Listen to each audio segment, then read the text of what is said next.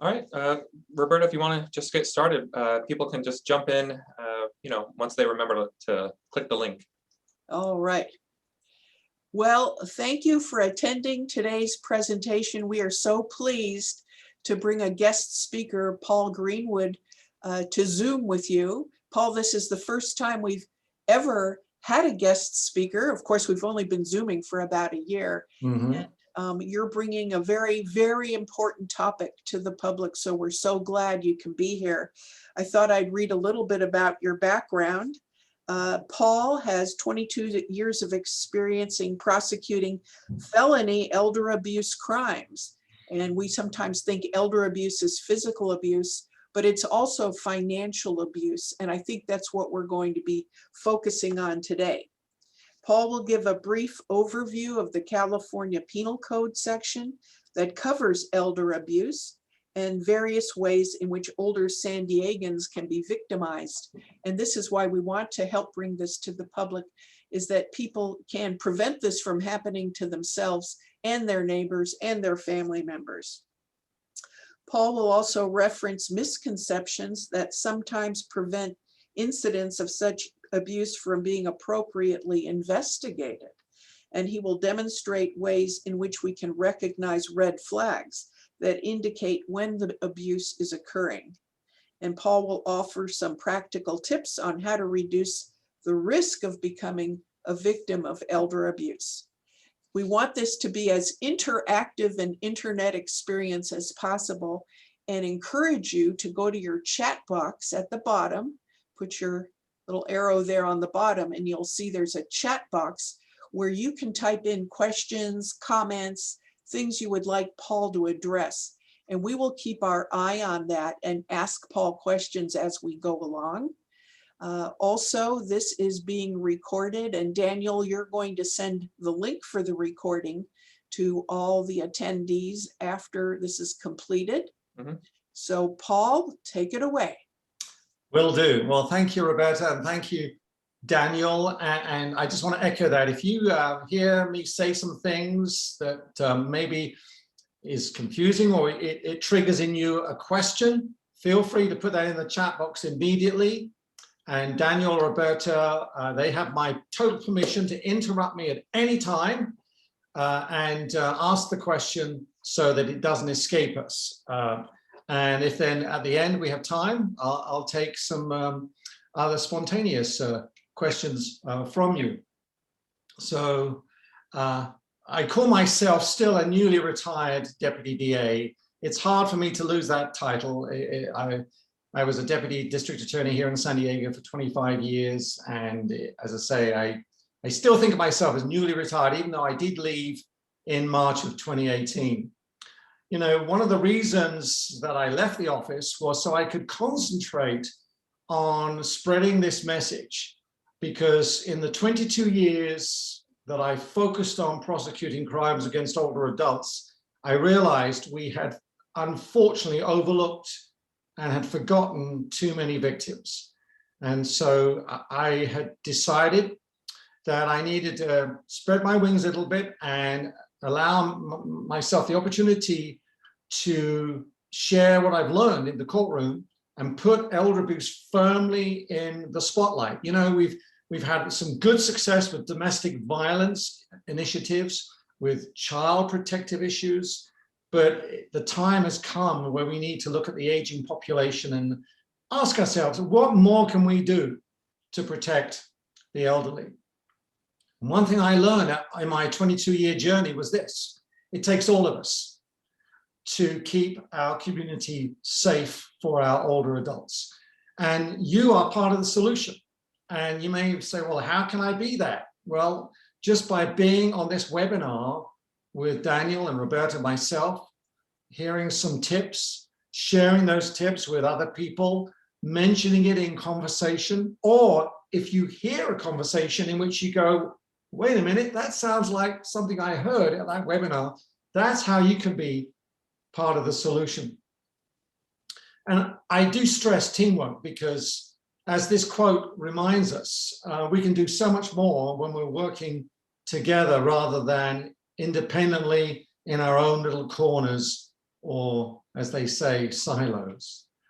You know, I had the privilege of speaking in Hawaii 2 summers ago, and one of the visual images I'll always remember taking back from Hawaii was this one, of watching young people get into an outrigger and how they coordinated their rowing to the point where they were just whipping through those waves because they were acting as one. And that just reminded me of the teamwork approach that we should be applying, and we do apply, thankfully, in San Diego County. Just a little bit more about my background, originally from the UK. I always like to talk about my high school because it was founded in the 16th century. And I'm convinced that my history teacher was one of the founding members. He was pretty old. And then what you think, well, why have I got this iconic movie photo from Easy Rider? Because that movie impressed me so much when I was 17 in the south of England that it made me decide to travel around the United States. And so for 3 summers, that's what I did. I explored the United States of America and fell in love with this great country. And the bottom right is my law school that I went to in the north of England. It's called Leeds. And if any of you are fans of the ancient rock group from England called The Who, in your cupboard somewhere you have a dusty album called Live at Leeds. Well, that's where they recorded it back in 1969. I also like to show a photo of this gentleman, Gibson Kiboko, because after I left law school in 1973, I learned one thing at law school: I don't want to be a lawyer. So I quit the idea of being a lawyer for 2 years, and I went and did my volunteer service, equivalent to Peace Corps, in Kenya. And I owe this gentleman so much. He taught me a lot about culture, race, language, and how you can overcome those barriers. So then coming back from Kenya, I had to make this big decision. Do I become a barrister wearing the wig and the gown like Rumpole of the Bailey, or do I become a general practitioner called a solicitor? Well, I didn't know what to do. So I thought, well, I'll try both. That's not a good idea. So I tried the barrister route first. Didn't suit me. The wig and the gown were just clumsy. And so I quit and became a solicitor. And so for 13 years, I practiced criminal law in England. So how on earth did I end up in San Diego? Well, true love. This is my wife, Sue. We've been married for almost 43 years. And I met her on one of my summer travels around America, and literally walked into a Baptist church in University City in August of 1973. And I was the only empty seat, sit next to this gorgeous young lady. And literally I sat down next to her and married her. But I've been married in the same service 5 years later. So we left the UK in 1991. After we got married in 1978, I had a brief honeymoon in San Diego, moved back to England where I became a lawyer. And then 13 years later, we decided to make the big move back to Sue's hometown of San Diego. We had a daughter who was 10, a son who was 4, and I was jobless and unqualified. So what did I have to do? Well, Roberta and Daniel know this all too well. I had to sit the dreaded California bar exam along with a few other people. And in the convention center in San Diego in August of 1991. Well, thankfully, I was able to fool the bar examiners that I knew more than I really did, and I was able to pass the bar. I joined a civil law firm for 2 years, but frankly, it didn't, I just didn't enjoy civil litigation that much. And so after 2 years, finally, I got a big break. The DA's office were hiring, and I think I was one of the very first people to literally run down to the office and beg them to hire me as a deputy DA. And they took a risk in me, and because I was the first, apparently, the first green card resident alien that they'd ever hired as a prosecutor. So I was very proud of that.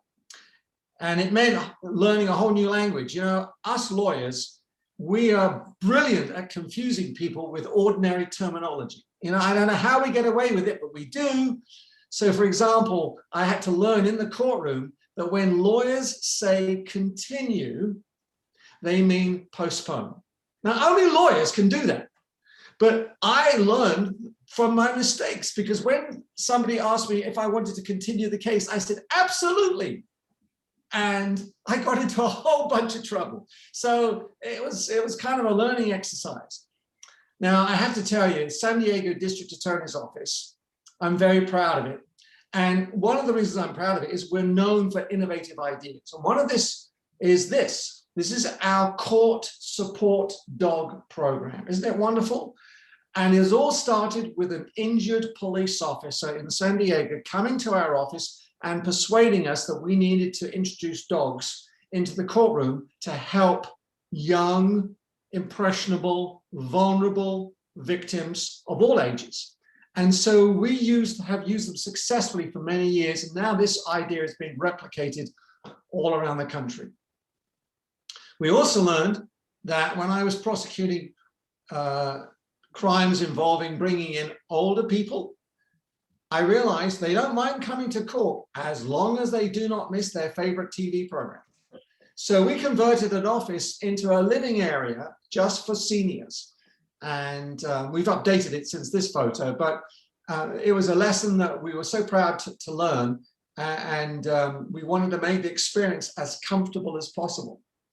So they put me on the 12th floor of the DA's office in the Family Protection Division, which historically we had been prosecuting child abuse, child abduction, and domestic violence.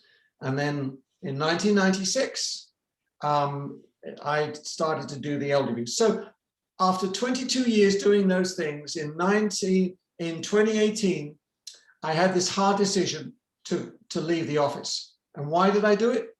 Well, it's all about the numbers. You see, I had just celebrated my 25th year in the office, and it looked like a good number. So I thought, well, okay.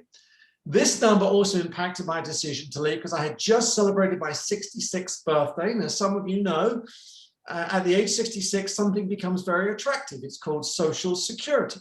So when I added in my county pension to my Social Security, it seemed to make sense. But things happen when you are in your 60s. And I want to take you back 40 years, or kind of 42 years now. Look at this graph, because things change over years. And I was finding that my life was changing. And this slide absolutely nails it. And I think if you see the comparison between 40 years, you'll see what I'm talking about, right? Things change over time. And I mean, like hoping for a BMW when I was 40 or 30 and then hoping for a BM, it's just hilarious. All right. So this number also impacted my decision to leave the office. No, this is not my San Diego County pension. Okay, I'm not into the Bill Gates divorce discussions here. No. This was a headline in Bloomberg Press. This is something that we should all just take a moment and absorb, because this is what I was seeing every day. And you know what was happening in January, February, and March of 2018? I was getting calls from all over America, from adult protective services, from police agencies, from prosecutors' offices. And this is what they were saying. Mr. Greenwood, we understand you've been having some success with prosecuting, particularly financial elder abuse. Could you come out to our jurisdiction for 24 hours and help galvanize a program for us? And I was doing that, but you know, it's wear and tear. You know, when you're on a different time zone and you're presenting at 9 o'clock in the morning on the East Coast, which is 6 a.m. here, and then rushing back to do a preliminary hearing the next day, I decided, you know what, I need to maybe think about doing a change. And that's what prompted me to do a change. And as I look at this slide, and I look at all the various forms of crimes that I've prosecuted, and I can look at some of these words, and immediately I can think of a defendant who ripped off somebody who was older in San Diego. This number impacted my decision to leave because back then in 2018, my wife and I were about to celebrate our 40th wedding anniversary. And I thought, well, what's the best gift I can give to my wife? And that is more time with one another. So little did we know about the pandemic then, boy, have we spent time together. So that's been a plus side. And then these three numbers, what do they refer to? That's my daughter, my son-in-law, and their twins who live in London. So that's the 2 plus 2.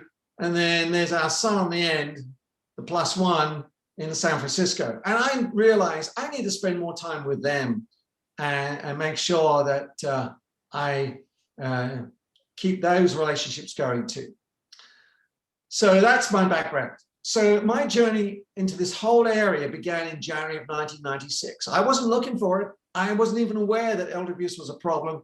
The district attorney called me into his office and said, Greenwood, I've had a very troublesome phone call from Adult Protective Services. I said, who are they? He said, I don't know, but I know they're angry.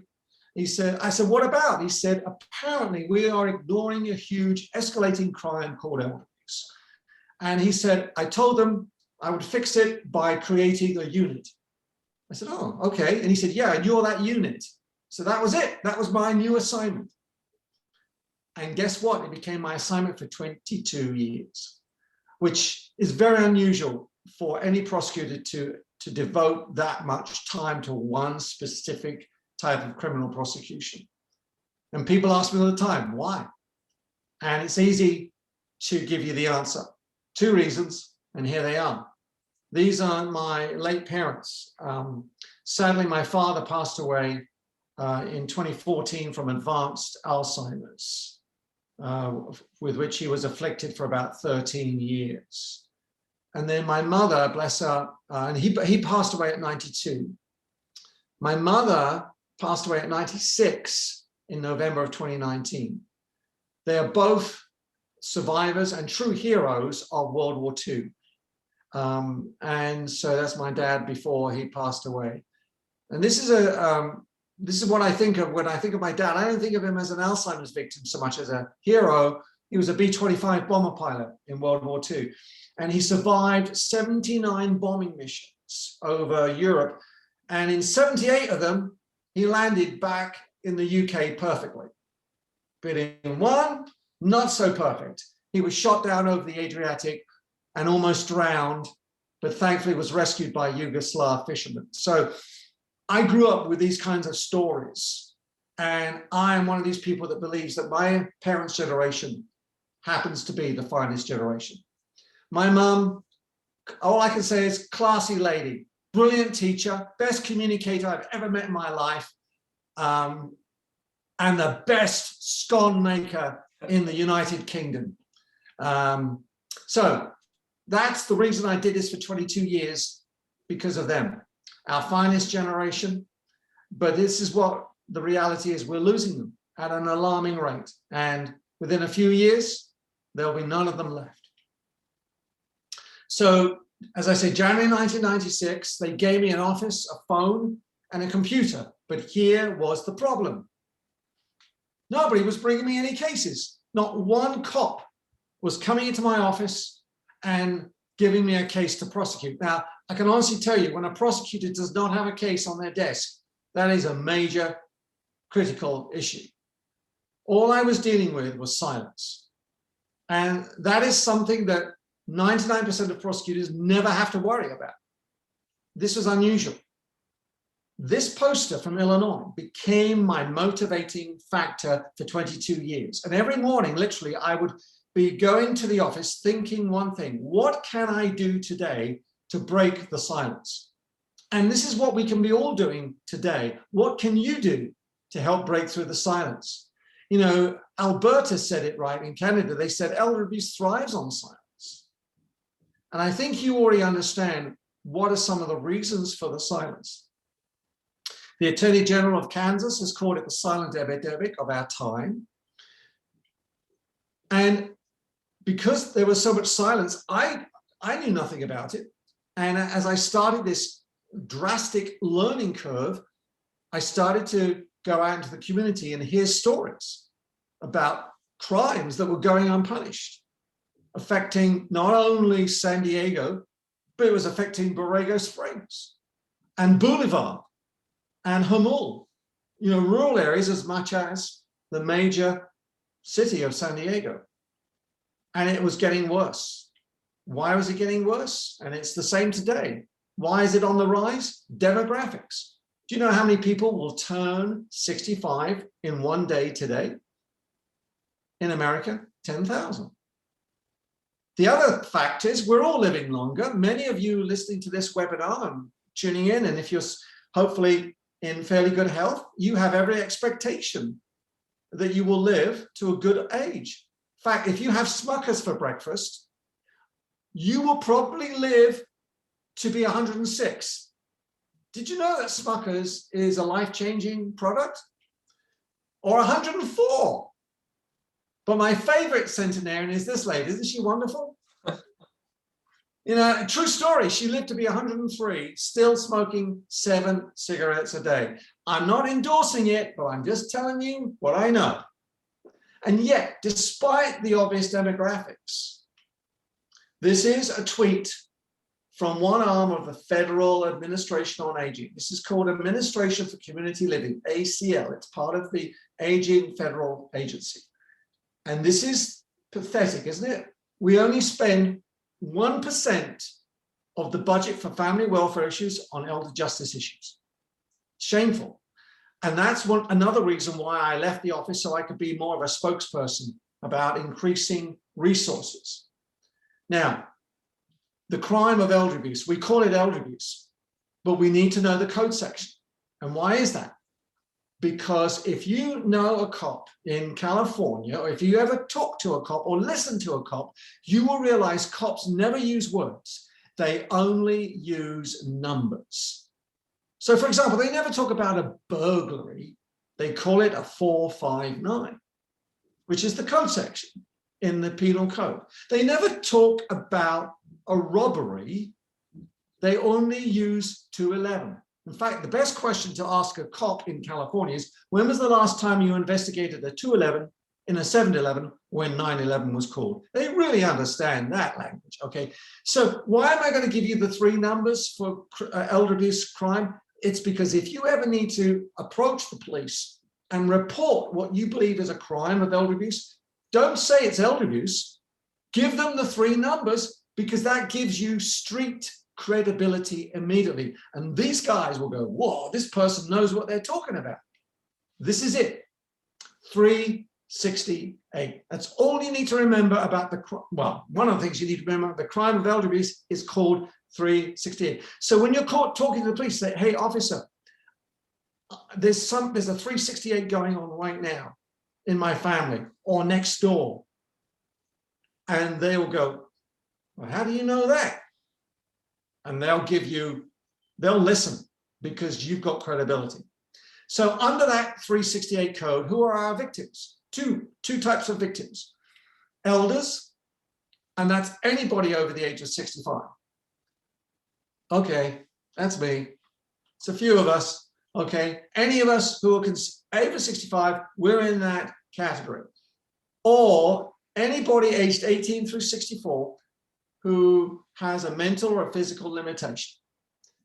It's called a dependent adult. So even though I'm using the elder abuse terminology, it also includes dependent adults. So I prosecuted crimes committed against older adults and dependent adults.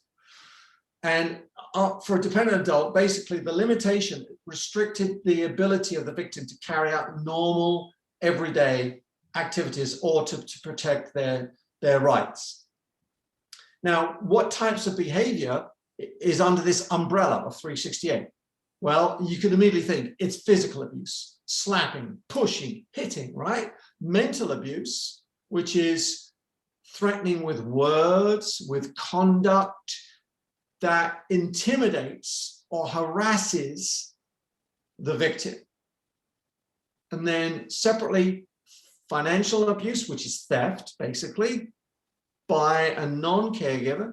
There's a separate subsection for theft by a caregiver. And then there's a kind of a funny subsection called forced imprisonment. Those are the types of conduct that are included under the crime of 368. I also mentioned in the slide, but I didn't say it verbally, neglect by a caregiver.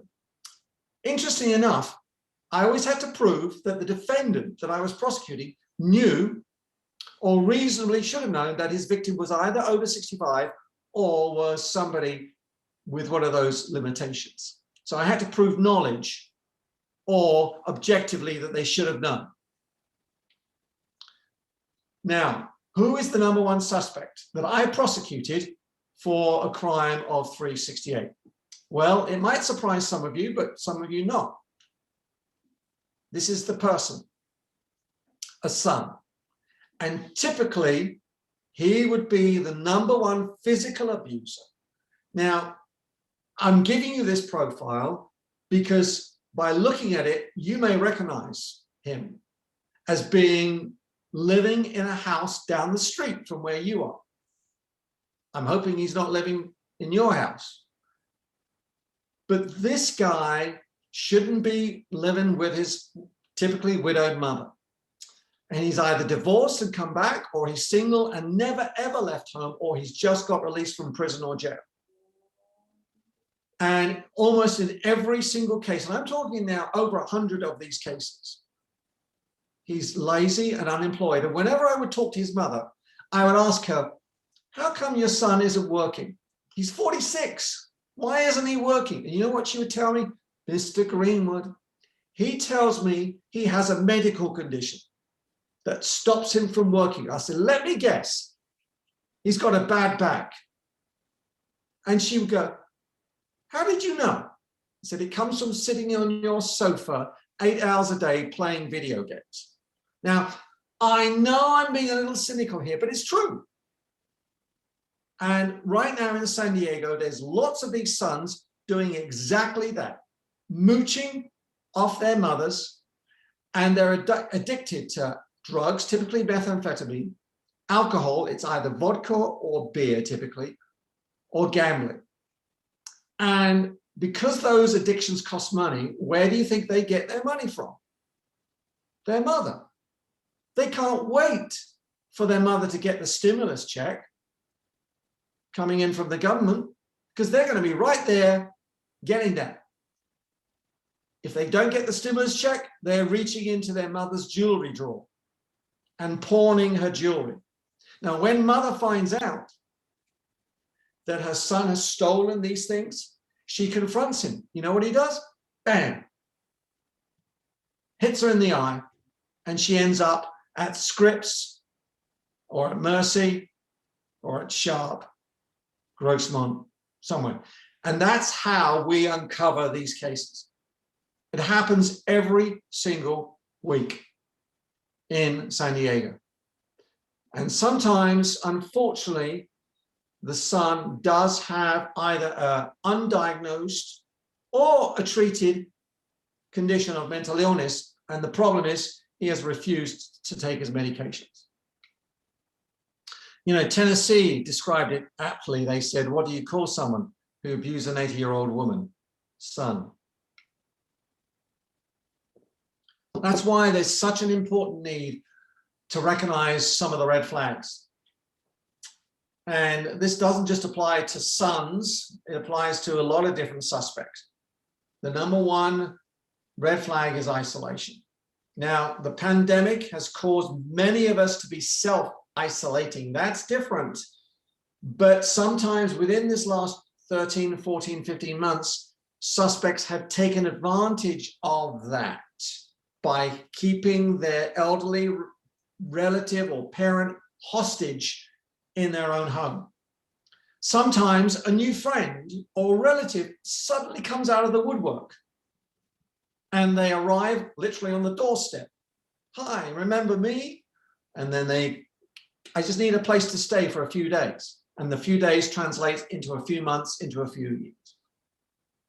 You see your friend who's elderly, you haven't seen them for several months, and you're shocked at how they've changed in their behavior or in their appearance. That could trigger a red flag. Sometimes the elderly person will knock on the next door neighbor's door and say, I'm very embarrassed, but could I borrow $400? I need to pay my utility bill. Red flag. Why are they now struggling to make ends meet? Or you find that having had the same law firm representing them for years and years and years, suddenly there's a new law firm that takes over control of the affairs of the elderly. What's that about? Maybe it's because the caregiver has taken the older adult to another law firm to get, quote, good legal advice. So we've got to educate ourselves about how older adults are being more and more exploited. And there's lots of resources out there. This is one of the very interesting one. The US Senate Committee on Aging, of which I had the privilege to testify in front of 3 times, have issued this report on fighting fraud, and they've listed top 10 scams. And you look down the list and you recognize some of them, because probably today you will get a phone call from one of these crooks, you know, on your smartphone, right? And if you believe the headlines, it's getting worse. I mean, some of these headlines are out there right now. Just take a look at this. This. I mean, these are all within the last year.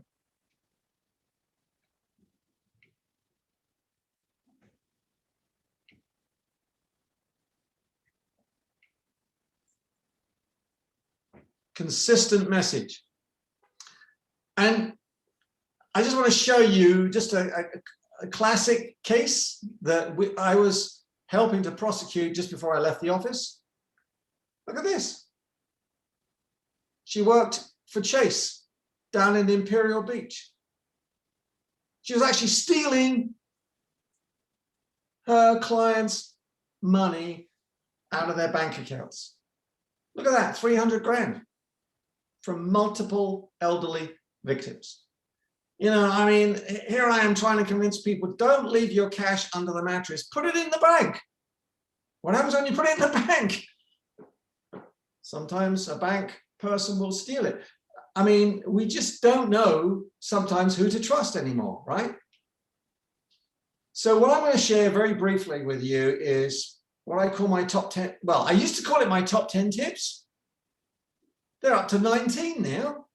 It'll be 100 within 3 years. And I'm going to whip through these, so don't worry, it's not going to take us forever. But these are all based on cases that I've prosecuted or cases that I've heard about since I've left the office. So I always say, is this a crisis about to happen, financial exploitation? I think it's already happening. And in fact, over 65% of all the cases that I prosecuted, and it was over 750 felony cases, over 65%. Sorry, this is a scammer. I'm just gonna, I know it's a scammer because it's a new landline and nobody else has my number. It's only the scammers who call it. Anyway, so they won't let me go. So what I'm saying is watch for an explosion of these cases. And I like this graphic. It reminds me of what's going on. Here's the hard-earned money. This is your hard-earned money. And guess what? There are people who woke up this morning and the only thought on their mind was, what can I do today to grab your money? And that phone call that I just got on my landline is one of those people. They were obviously out to con me. Okay, here are my top 19 tips. Number 1, choose a caregiver really carefully. You think about the opportunities that you're giving to a caregiver to come into your home, to take care of a loved one while maybe you are out or maybe while you're sleeping. You want to make sure that the caregiver you have is somebody that can be trusted. Now, I always say never hire through a newspaper ad, never hire through Craigslist. You know, there is a connection between the first 2 letters of Craigslist and crook, okay? So be very careful when you ever use Craigslist. I wouldn't use it, particularly for hiring, because the crooks will scour Craigslist. Now, I always tell people only go through a bonded insured agency. And I know people say, but Mr. Greenwood, they're so expensive. I get that. But you know what? You get what you pay for. And if for some reason, having gone through an agency, the employee does a bad thing, at least you have the ability to hopefully get compensated from the agency. Don't just rely on references. And as a safety net, you might even want to hire your own investigator to find out as much as you can about the person that the agency is sending you. Now, why am I so big on this? Because so many of my defendants that I prosecuted were caregivers. Why was that? They have access to valuables, which they can convert into cash. They assume that the victim either won't find out or, and this is erroneous because victims don't press charges, but that's what people think. They think, well, the victim won't press charges, or they'll justify it. Well, I'm the only one taking care of this person. This is not a very nice job to do. I was doing overtime. I didn't get paid for it. So why not take this money for myself? Now, giving you a couple of examples of bad caregivers, this gal in the middle stole over $594,000 from a Rancho Bernardo man. She was his caregiver. Not only did she steal from him, she murdered him. Now, we've never found his body. We don't know when, where, or how she killed him, but she killed him. And she's now serving life without the possibility of parole. This gentleman on the left, that's Jack Parks. I prosecuted his caregiver. She killed him after he discovered that she was stealing his checks and forging his signature. And he lived in a mobile home park in Mission Gorge. He put an ad in the newspaper, and that's how he hired her. She's now serving 17 years to life. Julie Spencer. This gentleman was a victim of a caregiver neglect and financial exploitation out in East County. Thankfully, the neighbors suspected something was wrong because he was being isolated, and they called it in. And the deputy sheriff did a welfare check and broke into the house and found the victim laying in filth in the kitchen. She got away with it for so long because she was isolating the victim by putting up signs like this. She was making sure that people stayed away. And in the back bedroom where she was living, the sheriff found the cash that she was collecting, that she was getting from his bank every week. This is one of the very first caregivers I ever prosecuted. The agency didn't do a background check. She was a felon out of Nevada, and she was stealing my clients, my victim's identity, and neglecting him. Okay, tip number 2, keep an inventory of all your jewelry. Lock it up. Keep photos. Jewelry is the #1 item that is stolen from older adults in San Diego County. Take a look at all these ladies. They're all victims of the same defendant.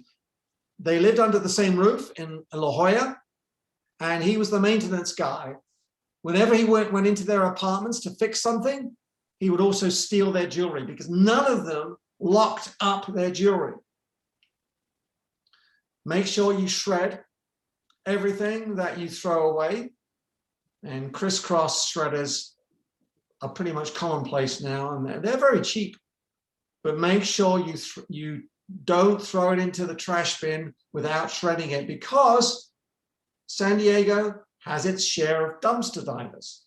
And that's what they do. They sift through people's trash looking for what we throw away to try to build a profile so they can steal your identity. This was a shock to me. Mailbox theft. Mailbox theft in San Diego is rampant, along with porch theft. Now that all of us are buying on Amazon, obviously the thieves are stealing off our porch. But not only are they stealing off the porch, they are going into our unlocked mailboxes and stealing our mail. Please, if you have an unlocked mailbox, you've got to change that. Because if you don't, the chances are extremely high that some of your mail will get stolen. So for those of us who are still mobile, you should consider renting a PO box. Now, one example of how you can reduce the risk of theft is when next time you order checks from your bank or credit union, insist on picking up your checks from that institution. Don't let them come through the mail, because so often I had victims who didn't ever get the checks and they were stolen out of their mailbox.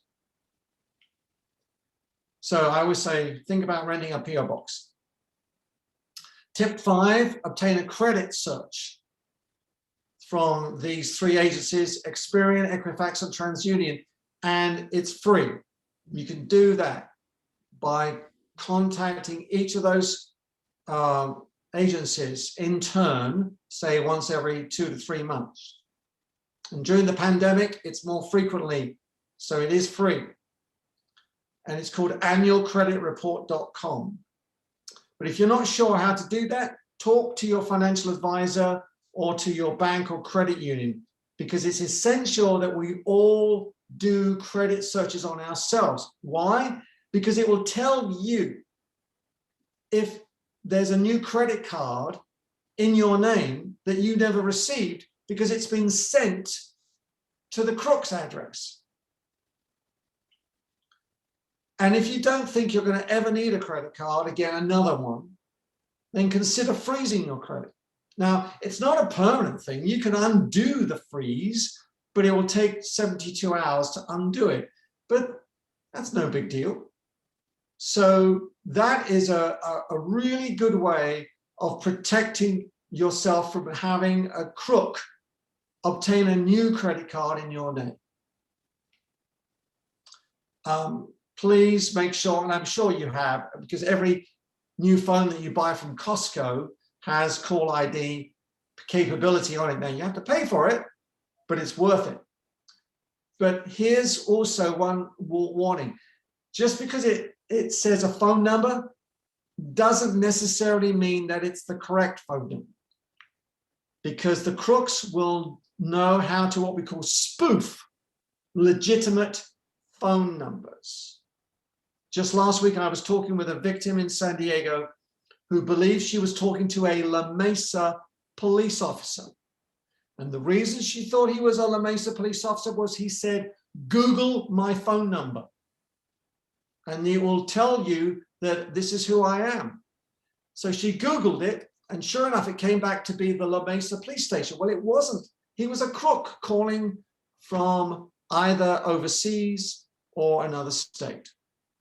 But at least it gives you something to work on. And if it says private or unknown or some other number that you don't recognize, don't answer it. Let it go to message. Why are we always so curious that we have to pick up the phone? So let it go to message. Now, what happens if somebody keeps phoning you and you don't want them to? I like blowing a whistle down the phone. You know why? It gives them an earache. And that will deter them from calling you again. So if you keep getting that car warranty message or the police federation asking you for a donation and you don't want to speak to them and it's always at supper time, think about exercising your lungs and blow that whistle down the phone. What about getting all these robocalls on your smartphone? There are apps for that, and I use one called RoboKiller, which I find very handy. Tip number 7, you will never win the lottery. I'm sorry, I know I just ruined your Tuesday morning, but that's the truth, okay? So next time the phone rings and they say, congratulations, just hang up, all right? It's not real. But unfortunately, every week, somebody in San Diego falls for it. This gentleman in Carlsbad lost $280,000. And a few years ago, I got this from a retired Catholic priest and former army chaplain. He thought he'd won the Publishers Clearinghouse sweepstakes. And he sent $41,000 to pay for what he thought was the taxes. Well, there's a success story here. We decided to follow the money. And this is the crook. All the way over in Greensville, South Carolina. And we knew what he looked like, but we didn't know his name because he had opened the account at Wells Fargo with a bogus name and a bogus social security. So we sent this photo to all the law enforcement agencies within a 50-mile radius of Greenville. And bingo, 2 weeks later, a detective sent us a booking photo because he recognized the guy. And we extradited him back from the East Coast. Now, talk about red flags. Imagine you get in the mail a letter like this from the IRS, okay? Now look at it. It says IRS, Department of the Treasury, Internal Revenue Service, and then look at the next line. Do you see it? Oh yeah, you see it. My mother, who was an English high school teacher, taught me one thing. If you see a spelling mistake, it was probably done by a crook. And she is absolutely right. These crooks are so dumb, they don't know even how to spell lottery. You see, they have a lottery claims department. So whenever you see a spelling mistake like this, you know it's a scam. Besides, when was the last time the IRS told you you'd won $950,000? Give me a break, huh? What about this? Now there's a red flag all over this one. Can you see it? So it's from Pepsi in Chicago. But how do you know it didn't come from Chicago? Look to the right. Now, the last time I checked, Chicago, the first language of Chicago was not French. And there's a lot of languages in Chicago, but French is not the primary one, I can tell you that. This came from Montreal. Why is that significant? Because Montreal is the #1 center in North America for boiler rooms of scams. Inside was a letter congratulating my victim that she'd won $1 million and asking her to call this guy whose name is Tom Ford. I mean, it's such a blatant con, calling himself Tom Ford. Inside the letter was a check from virtual Las Vegas. Now, would you trust any check that came from virtual Las Vegas? I hope not. And it was for $3,700. Now, $5,400. And the crook asked her to deposit it and then withdraw $3,700 to pay the taxes and send it by MoneyGram over to them. A big con. Again, the IRS. If you get a phone call saying it's the IRS, it ain't. They'll never call you. Oh, in case you didn't hear me, they'll never call you. And in case you didn't hear me, they'll never call you, okay? And by the way, if the phone rings and he says, hey, grandma, hang up on him. I promise you this, your grandson will never, ever call you from jail. Or if he does, let him stay there, okay? It's a scam. And when he starts asking you for money, it's a scam. And when he says, don't tell mom and dad, it's a scam. And this is one of the top ones. And they used to ask for prepaid money back cards. They'll ask for iTunes cards, all kinds of things. It's a scam. For those of us, or you, not me, but maybe you've lost a partner, maybe you're looking for love, and legitimately you're looking for love, but unfortunately people are looking for love in the wrong places. Now, there are two types of scams. There are, believe me, professional predators right now looking for a lonely victim. And where do they look for them? I'll tell you where, these places. This is exactly where they will go to find their victims. And they know how to find them. They'll even go door to door. And one of the ruses that I prosecuted was where she knocked on the door and said, "I've lost my cat. Have you seen my cat?" And that's how she befriended this elderly gentleman. The second type is online. Yep. A lot of these crooks are actually operating the romance scam from within prison walls, because it's very easy in America to smuggle a cell phone into a prison these days. Frightening, but true. So just one more thing about that. Don't fall for it. If you're on a Match.com or some other dating site, don't trust the photos. And if somebody says they love you, but they've never met you, and then they've miraculously been held up overseas and they need money, it's a scam. Every single time it's a scam. Now, during the pandemic, lots of us have been looking at our homes and looking at the walls too much and thinking, I need this fixed, I need that fixed, I need my roof doing, I need my patio doing. And as a result, we have been hiring people. Now, please don't assume that that friendly handyman is licensed. If you need a job doing for over $500, you need somebody who's licensed. How do you find out if they're licensed? Go to the CSLB website. It's a fantastic website. And you can check on there, cslb.com. And you can type in the name of the guy or the gal and see if they're licensed. And if they're not licensed, they're not allowed to do a job for over $500. Now, one other thing about the deposit. You sign a contract. How much deposit are they entitled to get from you? 10% of the contract price or $1,000, whichever is less. So, for example, on a pool repair, a lot of people have pools. They need their pools resurfaced. $30,000, right? With retiling and everything. The most they can charge for a holding deposit is $1,000. If they ask for $3,000, they're breaking the law. So that's a red flag. One of my favorite cases I prosecuted was this one. He called himself Father and Daughter's Christian Construction Company. Now, where would you think he put this? Oh, you know where he put it. In a church parking lot, right?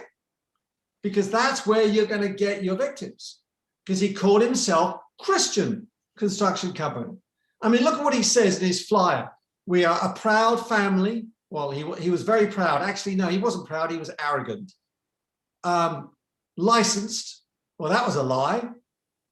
Bonded. Nope. Insured. Nope. And then this wonderful phrase, we will do anything from cleaning a toilet to building a house.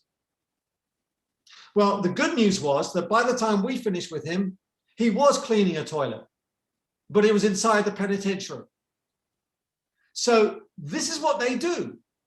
They put these flyers out there. And this is one of my contracts, one of my victims. And once again, what my mother told me is true. If it's got a spelling mistake, it was probably done by a crook. And there's lots of spelling mistakes in this contract, including installation. So he never says in the contract what the price will be. He just says, just work with me, pay in full at completion. Classic. And there's one of the checks. His name was William Petrie. Now, he's out of prison now. So if you ever hire a guy called William Petrie, you better call the cops, okay? Because this guy is bad news. Don't ever hire William Petrie. He's a crook. One of the very last cases I prosecuted was this one. And ironically, I didn't even know there were business journals just about garage doors. I mean, can you imagine having an annual subscription, monthly subscription to a magazine about garage doors? But there is such a thing. And on the front cover of one of the magazines. They called it the worst garage door company in the nation, GDS. And they're out of Dallas, Texas. But this is who they were. They were operating as neighborhood garage door services in San Diego County, using local area codes. And they trained their sales technicians to overcharge, to upsell, and to convince the homeowner that more work was needed to be done than was necessary. Now, if you can understand, when the garage door is not working properly and your car is in the garage and the garage door doesn't operate, you're basically stuck, are you not? And if you need to be somewhere, you're going to be desperate. And that's what these guys relied upon. And the technician that I prosecuted, his name was Tim Patterson, was charging some of my elderly victims in Rancho Bernardo and elsewhere $4,000 for a simple garage door repair, which should have only charged about $350. So apparently it was the only one in the country that was doing it, and yet they're doing this all over the country. So be very careful. What about laptop computer scams? They call you up and say there's something wrong with your computer. It's a scam, just hang up. But they will hijack your computer. They will ask you to download some software, and that will give them access to your computer.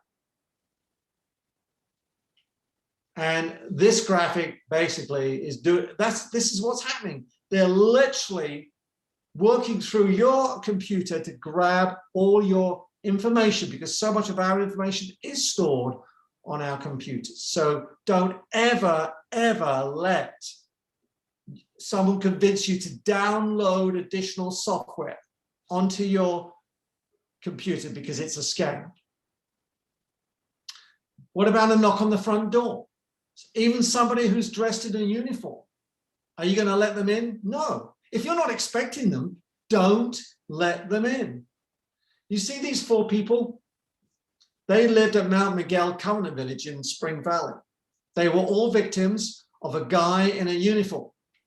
He was in a Roto-Rooter uniform. By the way, this is not the crook. This is some poor fellow I just borrowed from Roto-Rooter's website, okay? The crook used to work for Roto-Rooter, but was fired. But they forgot to get back the uniform. So one day, he knocks on the doors of all these people living in independent apartments and convinces them that there's something wrong with their plumbing and he needs to come in. They just let him in. They stood by the bathroom and he tells them, turn on the hot tap, turn on the cold tap, while he's in the living area stealing their jewelry, their cash, their checkbook, and anything else of value. Some of you will recognize this lady. This was one of the bravest victims I ever had the privilege of pursuing justice for. Her name was Sandy Vinci. She was a victim of the vacuum cleaner salesman who sold her a Kirby vacuum cleaner and then came back 6 weeks later and basically tied her up, put her in the trunk of her own car, and kept her prisoner for 26 hours in her own car. This con man used a fake FBI badge to convince another victim that he worked for the FBI. He even handed her a business card. He was a con man. So again, just because somebody has a badge, just because somebody has a business card doesn't make them real. You need to question it. Because if you're not expecting somebody, don't let them in. When we finally arrested this crook, we went and did a search warrant on his house, and we found this script. Now, this is exhibit 1 to show how dumb a crook is. He had to remind himself what to say. We're with the FBI, flash the badge. Duh. I mean, come on. So now, ladies, I know that after this webinar, some of you will go in your cars and you will go to Sprouts I know that. Or you'll go to Whole Foods, or you'll go to Trader Joe's, one of those three. You're going to go to one of those three today. Now, when you do that, do me a favor. Do not leave your purse in your shopping cart, okay? Because I want to show you this. This is an actual video surveillance tape from Sprouts. So this is the lady picking apples. Now watch, the lady with the hat coming around the corner with her cart is going to steal her purse. Watch very carefully. The purse is in the cart. The second suspect is going to block the view. Here comes the crook. She unzips the purse and removes the wallet. Now, by the time the victim gets to the checkout, it's another 10 minutes. By that time, the crook has already used that credit card in the wallet at the gas station. Tip 15, if somebody out of the blue offers to update your living trust or promise you a better return on your investments, beware. There are things called trust mill scams out there, churning out cheap trusts. Don't go for it. Stay with your trust lawyers. This guy, Jeffrey Milton, was one of the worst. I prosecuted him. He operated a trust mill scam. He called himself Capital Trust. He called himself at the top there, Jeffrey Milton, VP, big deal, CSA, which stands for Certified Senior Advisor. He was none of that. He was a crook. I mean, but on a business card, it's not very good to put Jeffrey Milton crook. So you have to put VP and CSA, all right? He had this flashy address, 555 Satin Boulevard, Suite B188. You know what that was? It was a tiny mailbox in a mailbox, etc. And then he got kind of cocky and he went to the IRS and convinced them that he was operating a charity. So he got a 501c3 charitable status from the IRS and he called himself Senior Rescue. Using that new title, he created a bogus product called a private annuity, and he convinced about 35 victims, elderly people in San Diego, to give him money, over $2 million. Other investment frauds, gemstones. This lady from Rancho Santa Fe invested over $120,000 with a guy she had never met, but he was sending her gemstones. She believed they were very valuable. Well, we had to break the news to her that they were almost worth less. They were cheap imitations, but he dressed them up into fancy boxes with fancy certificates. And this is the guy. He doesn't look very fancy there, does he? But he lived in Rancho Santa Fe himself. The good news was we were able to seize his house and collect the proceeds of sale and repay about 75 to 80% of the money back to the victims. If you get a call from a charity soliciting you for donation, don't give. Even if you think you recognize the name, don't give. You do it on your terms. Don't do it in response to a solicitation call. Don't be pressurized into pledging, because many of these charities are bogus. Or if it is a legitimate charity, what they won't tell you is that the quote one-time donation is a one-time for this month, but it also affects next month and the month after and the month after that. And before you know it, a year's gone by and you have just donated over $1,000 and you didn't realize it. Now, if you're considering that somebody should be conserved, I just want to give you a word of caution. You may want to do this. Read this very powerful article called How the Elderly Lose Their Rights. It's free. You can download it from the New Yorker. It is October of 2017. You just type in How the Elderly Lose Their Rights and this article will come up. And it's a fascinating read. And it's all about the case of April Parks out of Utah. Sorry, out of Nevada, excuse me. I also would like you to think about watching this documentary. Now, I know some of you have watched the movie I Care a Lot on Netflix. That's scary. That's a bit of Hollywood. It's a little dramatized, but this documentary is based on a real case. And it's called The Guardians. And it's based upon the April Parks case out of Nevada. And I would urge you, you can either download it on Amazon Prime free or on iTunes. You can rent it. And this is the case, April Parks. She was a professional conservator. The courts knew her, the courts liked her, but she was ripping off all her clients, using her position to steal funds belonging to her clients. And, you know, the problem is there an April Parks here in San Diego? Could well be. In fact, a few years ago, there was one. She was in the inner circle of trusted professionals that we were talking to. We didn't know that she had a secret gambling problem and she was stealing from her own clients. Tip number 18. I've had several of these emails in the last 3 months. And this email says your subscription has been renewed. Now, this is what I'm talking about. I got this one. I got several from, quote, Norton. So I don't have a subscription with the Geek Squad out of Best Buy. But what they want you to do is call the number, 808-300-4654. And when you do, you speak to the crook. And they'll say, oh, well, we'll reverse it for you. Sorry, give me your credit card number. And that's how the scam works.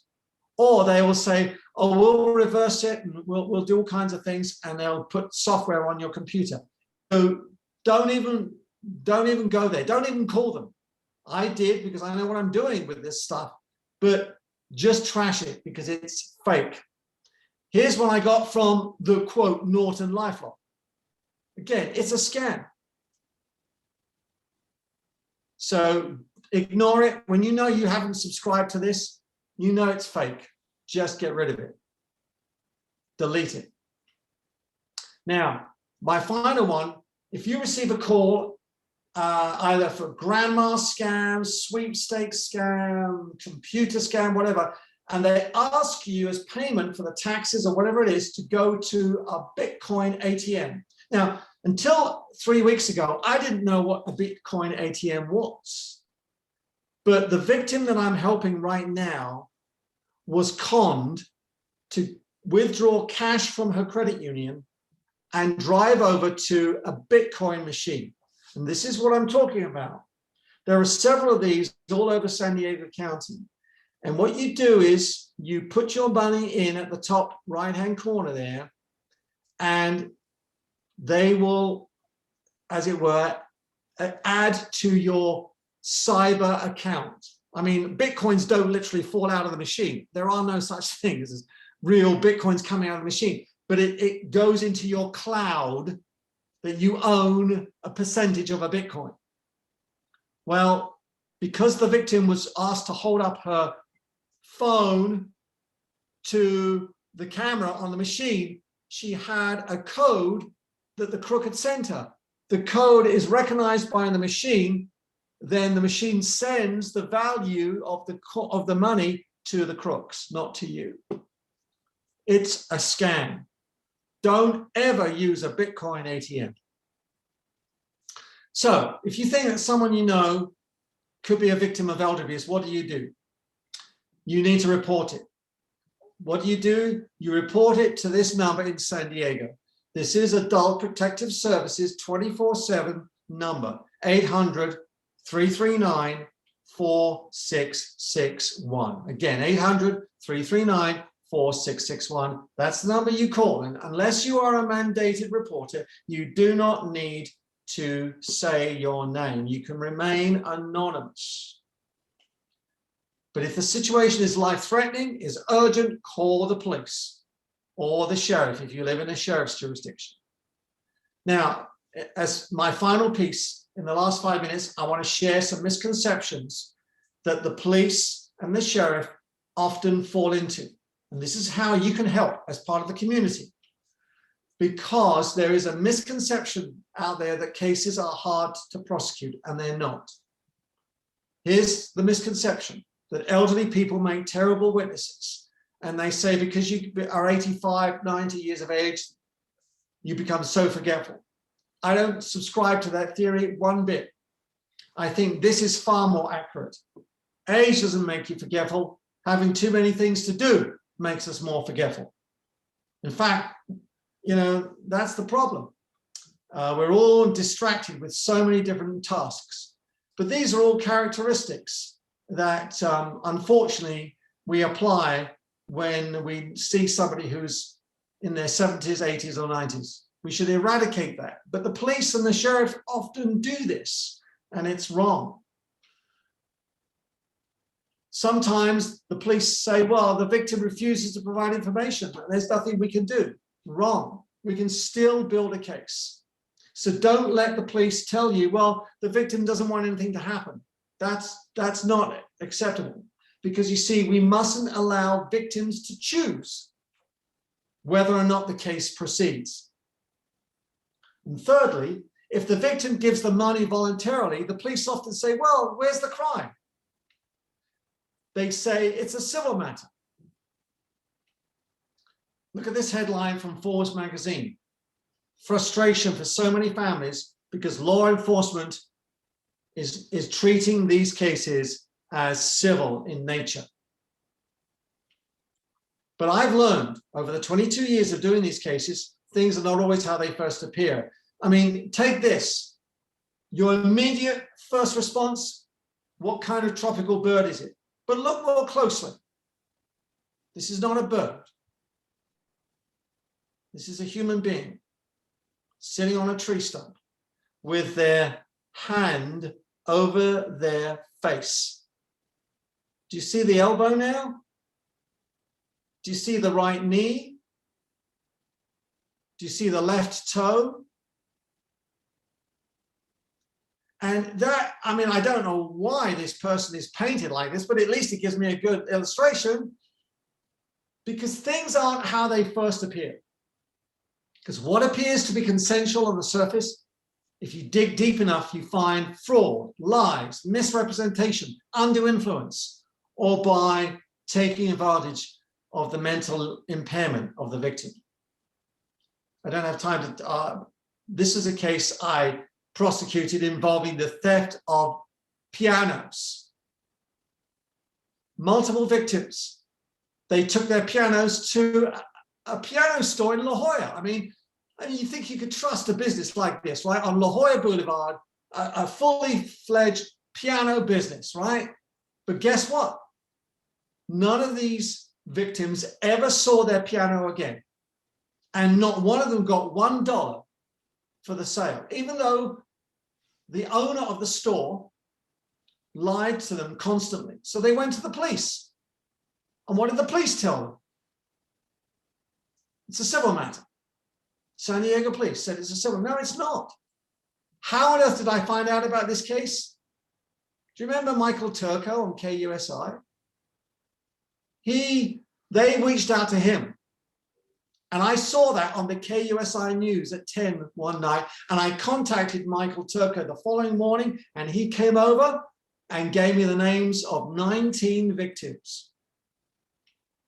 And here's proof. This is the name of the guy, Peter Schroeder. Some of you may know him. He operated that store in La Jolla, but he was a crook. And I convicted him of 4 felonies. After the police told everyone it's just a civil matter. It's not. Finally, powers of attorney. Where the suspect gets hold of a power of attorney and damages the victim, the police typically don't want to know about it. They say, that's a civil matter. Go see a lawyer. No. You know, you're looking at a power of attorney in California. It's a sophisticated document. And what you need to do as an investigator is look at the circumstances. How was this created? Whose idea was it?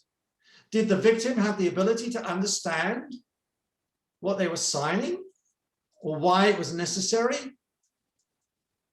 Whose idea was it to get the power of attorney? Has it been notarized? Has it been witnessed? And finally, why is this so important? Because of the impact of this crime on the health and the well-being of the victim. It can be devastating. You know, in the UK, there was a pension scam that went on, and within a week, 4 victims all committed suicide. I mean, it's tragic. There are lots of resources out there now.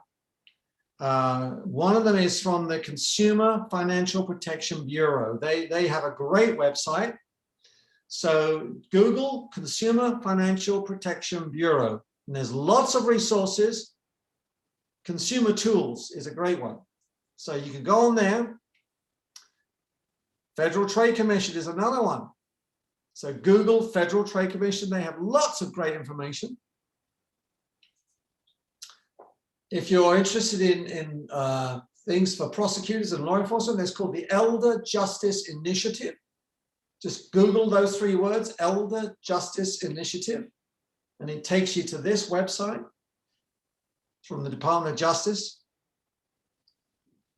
Then this is a great website, National Center on Elder Abuse. Just type in those 4 words, National Center on Elder, or 5 words. And one of the projects that the National Center has created is called the EAGLE Project, which stands for Elder Abuse Guide for Law Enforcement. That is a superb tool, and every San Diego police officer needs to know about this, and every sheriff needs to know about this. So that within the National Center, it will take you to this EAGLE Project. It's excellent. Don't forget AARP. Many of you on this webinar are members. I am a member, and I do a lot of webinars for AARP across the country. But they have an excellent program, excellent resources. So I used to use this. I like using a word that has the same first letter. And I used to use the letter P a lot because my name is Paul. I used to be a prosecutor. So I talk about passion, purpose, and perseverance. I also talk about the word ski, because I often encourage people before the pandemic to go skiing. And they go, what do you mean? I said, well, it's something my dad taught me before he got Alzheimer's. He said, we're taking a skiing holiday. And I said, Dad, what are you doing that for? He said, you don't understand what we mean. The word ski is spend kids' inheritance. Love it. And they went on another luxury cruise. Now, from July onwards, you might be able to go skiing on a cruise. So, and the point is, I'm not asking you to be extravagant, but I'm also not asking you to constantly be feel guilty about spending money on yourselves. You've earned it. You deserve it. So while you have health and mobility, spoil yourselves because you've earned it. So I'm leaving up my contact information. There's my phone number, but the best way to get hold of me is through email. And I don't know whether there's any questions out there, Roberta or Daniel, but do we have anything out there? Yeah, so if anyone wants to write in a question, just leave it in the chat box and we can talk about it. And again, just from an estate planning perspective, a lot of what we deal with is maybe our client really not trusting anybody or wanting to name somebody in the family to be their successor trustee or their agent. And so we do offer them, the advice that there are professional fiduciaries that exist. And, you talked about it sort of in the bad sense, but on the other hand, there's good ones. And there's lots of resources to look through regarding the private professional fiduciary. So these are licensed and insured people whose job it is to be your trustee. And what we could do is educate our clients too about what are the transparency requirements of naming a professional, where again, if somebody's actually acting and managing your money on your behalf, you do have certain rights as far as knowing how the assets are being invested, what's their fee, how much is left, all of these things, they have a right to know how the money's being handled. Paul, Yes. could you explain what happens if someone calls Adult Protective Services and needs their help? Yes. And here's one of the frustrations, and I hear this a lot. People say, I called APS, I told them what was going on, and I've heard nothing since. And Carol has just raised her hand, so we'll take a question from Carol in a minute. And that can be frustrating, but here's the problem for APS. They are bound within a very strict confidentiality rules. But what should happen is this. You make the report within, hopefully, 72 hours. A caseworker will review the facts that you've shared. Now, pre-pandemic, the caseworker may well have gone out to visit with the alleged victim of the elder abuse. I think APS are slowly starting to do in-home visits now, but it's been tricky and they've had to do phone visits up till now. But they should make an initial contact, and they won't tell the alleged victim who contacted them about the victim's situation. Once they've done an initial screening, if Adult Protective Services believe that the allegation is substantiated, they will then cross-report to local law enforcement within that jurisdiction. And I can tell you, within San Diego County, we have a very good working relationship between APS, local law enforcement, and the prosecutor's office. And that's what I think has put San Diego on the map for the last 25 years in terms of doing these cases, because in so many other counties, there is no such cohesive relationship. But the frustration for the consumer who's made the report is they don't often know whatever happened to that report. Yeah, just some things in the chat room. Carol was saying that this was an amazing presentation, so I agree with that. Thank you, Paul. Oh, And thanks. John Cole mentioned that you can actually get your one free credit report per year per agency. So among the 3 agencies, you could just get one every couple of months just to spread it out over time, so you get an eye on what's going on. And I know, Paul, a problem that we've seen is maybe somewhat unique here to San Diego or Southern California, where we have our clients that maybe have retired here and the kids are spread out all over the country. And so they're doing everything already before this last year. Everything was done, remotely or just from afar. And sometimes things can get out of hand where we've had people, not necessarily a scam, I guess, but they just watch QVC all day and they're just buying stuff. And Amazon, things are just coming every day. And maybe it's more of a spending habit or like a gambling addiction, where they're just buying and buying and buying. Do you have any tips for kids that maybe aren't physically close to their parents to be able to keep an eye on them and see what's going on? I do. Well, number one, it is essential that the adult children stay in regular contact by phone and by visual communication, such as FaceTime or Zoom with the older adult. I can't tell you the number of times that an abusive situation has been uncovered when the adult children have been missing in action.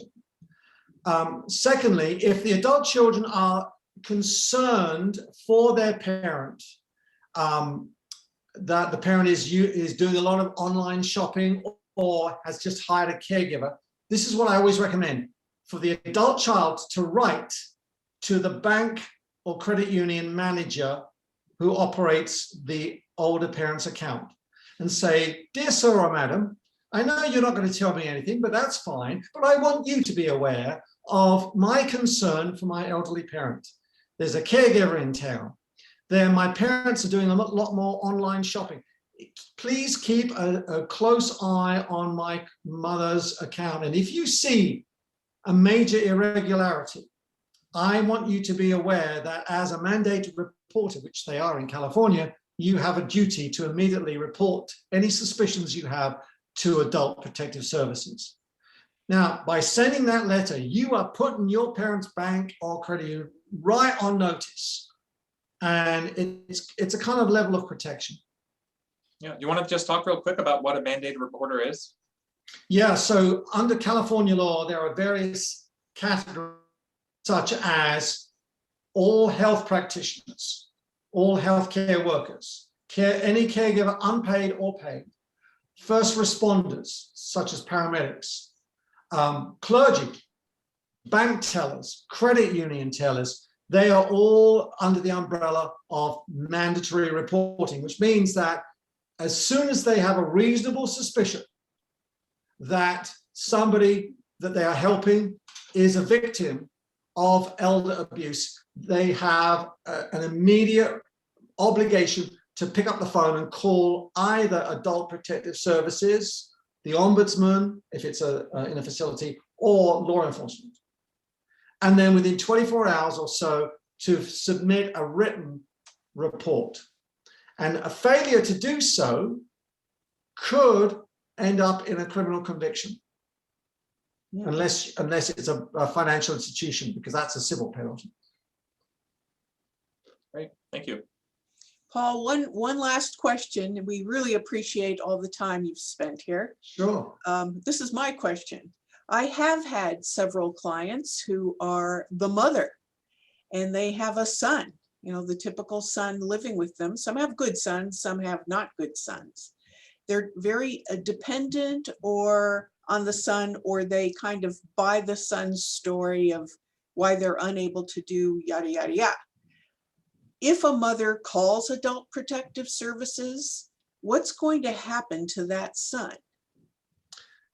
Well, you've hit upon a nerve for a lot of people, because that's why they don't call Adult Protective Services, because they feel that they are going to be left abandoned, because if the police come and arrest their son, the fear is that they're going to end up in a nursing home.